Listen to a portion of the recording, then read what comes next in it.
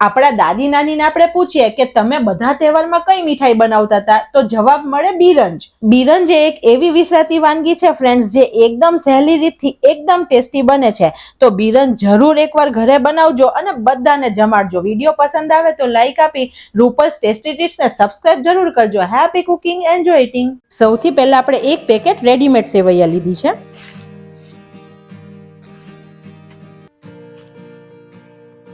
હવે આટલી લાંબી હશે ને તો આપણને શેકતી વખતે તકલીફ પડશે, તો આપણે તેને કટ કરી દઈએ. તેના નાના નાના ટુકડા કરવાના, જેથી સરસ રીતે તે શેકાય. બીજી સાઈડ એક પેનમાં આપણે 500 ml જેટલું દૂધ લઈએ. આ 500 ml નો ગ્લાસ છે. આ દૂધ અત્યારે મેં ફૂલ ફેટ લીધું છે. ગેસની ફ્લેમ આપણે મીડિયમ રાખીએ છીએ. આ દૂધને માત્ર આપણે એક ઉભરો જ લાવવાનો છે, વધારે પડતું ઉકાળવાનું નથી. 8-10 તાતણા કેસરના એડ કરીએ, જેથી કલર ને ફ્લેવર સરસ આવશે. આ ઓપ્શનલ છે, તમારે નાખવું હોય તો નાખવાનું. અને એલચી સરસ મિક્સ થઈ જાય તેની માટે આપણે દૂધમાં જ એડ કરીએ. અત્યારે 1/4 ચમચી જેટલી એલચી પાવડર એડ કરીએ. ઘણીવાર કેવું થાય કે બનવા આવે ત્યારે એલચી એડ કરીએ ને તો સરખી મિક્સ નથી થતી. દૂધમાં ઉકાળી દેશું તો મસ્ત મિક્સ થઈ જશે. એકવાર આપણે સરખું મિક્સ કરી દઈએ. દૂધને આપણે એક ઉભરો આવવા દઈએ. ફ્રેન્ડ્સ, બિરંજ છે ને તે એક વિસરાતી વાનગી છે. પહેલાના ટાઈમમાં દાદી નાની છે ને આપણા બધા તહેવારમાં આ બિરંજ ઘરે બનાવતા હતા. એકદમ જલ્દી બને, એકદમ ઓછા સમયમાં બની જાય અને એકદમ ઓછી વસ્તુથી બની જાય, છતાં ટેસ્ટમાં બેસ્ટ. અને બીજી સારી વાત એ છે કે આને તમે બનાવીને રાખશો ને તો 3 દિવસ સુધી ફ્રીઝમાં રાખીને તમે ખાઈ શકશો. હવે આપણા દૂધમાં ઉભરો આવી ગયો છે. આપણે ગેસની ફ્લેમ બંધ કરી અને નીચે ઉતારી લઈએ. હવે આપણે બિરંજ બનાવવા માટે એક નોનસ્ટિક પેન લીધું છે. ગેસની ફ્લેમ સ્લો રાખીએ છીએ. આપણે જ્યારે રેડીમેડ સેવૈયા લાવીએ છીએ ત્યારે એકવાર તે શેકેલા હોય છે, પણ આપણે ફરીથી સારી ફ્લેવર દેવા અને એકદમ સ્વાદિષ્ટ બનાવવા માટે અત્યારે આપણે 1/4 કપ જેટલું ઘી એડ કરીએ છીએ.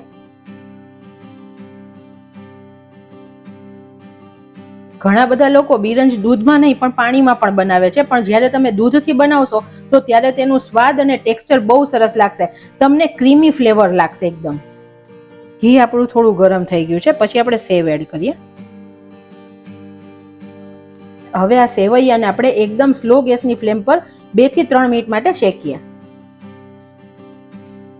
આપણે સેવને તોડી દીધી છે તો એકદમ આસાનીથી આપણે શેકી શકીએ છીએ. અત્યારે સેવ ઘીમાં શેકાશે ને ફ્રેન્ડ્સ, એટલી મસ્ત સુગંધ આવશે રસોડામાં. અને આવી રીતે થોડી છૂટી કરતા જવાનું, જેથી બધી સાઈડથી સરસ શેકાય. અને ફર્સ્ટ ટાઈમ કોઈ બિરંજ બનાવી રહ્યું છે તો પણ આ રીતને ફોલો કરશે તો એકદમ બેસ્ટ બનશે. તમે જુઓ, હવે થોડો થોડો ગોલ્ડન કલર આવતો જાય છે અને સેવ આપણી શેકાઈ જાય છે. લગભગ 2 મિનિટ જેટલો સમય થયો છે. આપણે 1 મિનિટ બીજી શેકીએ. ગેસની ફ્લેમ એકદમ સ્લો રાખવાની, નહીં તો એકદમ જલ્દીથી લાલ થઈ અને બળી જશે. હવે આપણી સેવ શેકાઈ ગઈ છે. હું તમને નજીકથી પણ બતાવું. એકદમ સરસ ગોલ્ડન કલરની થઈ ગઈ છે. હવે જે દૂધ આપણે ઉકાળીને રાખ્યું તે એડ કરીએ.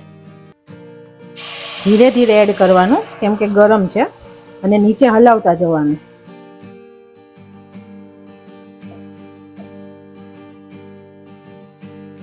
આપણે દૂધ નાખીએ ને પછી દૂધ બળશે ત્યાં સુધી ઓલમોસ્ટ ડબલ થઈ જશે સેવ.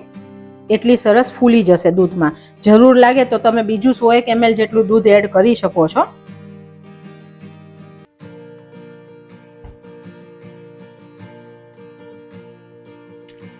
એલચી, કેસર બધું નાખ્યું છે ને એટલી મસ્ત સુગંધ આવે છે અત્યારે ફ્રેન્ડ્સ. હવે દૂધને આપણે પૂરું શોષાઈ જવા દેવાનું. તમે જુઓ, પહેલાથી સેવ હવે સરસ ફૂલી ગઈ છે.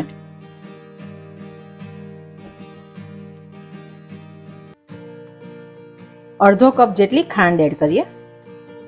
ગેસની ફ્લેમ એકદમ સ્લો જ રાખી છે.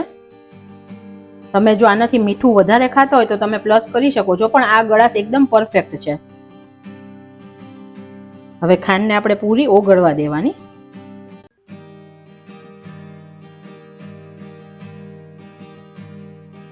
આપણે થોડું જાયફળ એડ કરીએ, જેનો સ્વાદ પણ સરસ લાગશે. એકદમ થોડું એડ કરીએ છીએ.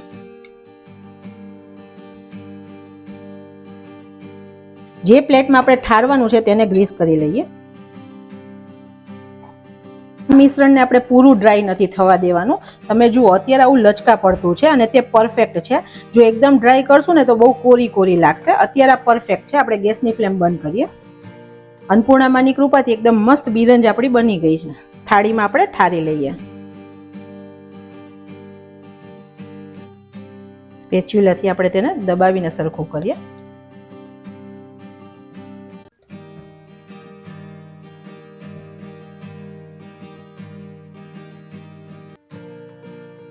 ઉપરથી તમે ટોપરાનું છીણ એડ કરી શકો છો. અત્યારે હું ખસખસ નાખું છું. ખસખસથી લુક અને ટેસ્ટ બંને સરસ આવશે. અને થોડી બદામ એડ કરીએ. બદામને થોડી દબાવી દઈએ.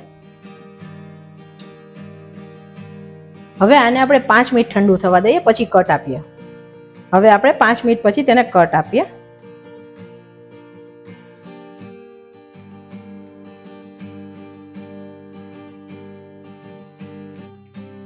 એકદમ મસ્ત પીસ આપણા નીકળી ગયા છે. આવી રીતે આપણે બધા પીસ કાઢી ડબ્બામાં ભરી અને ફ્રીજમાં 3 દિવસ રાખીને એન્જોય કરી શકશું.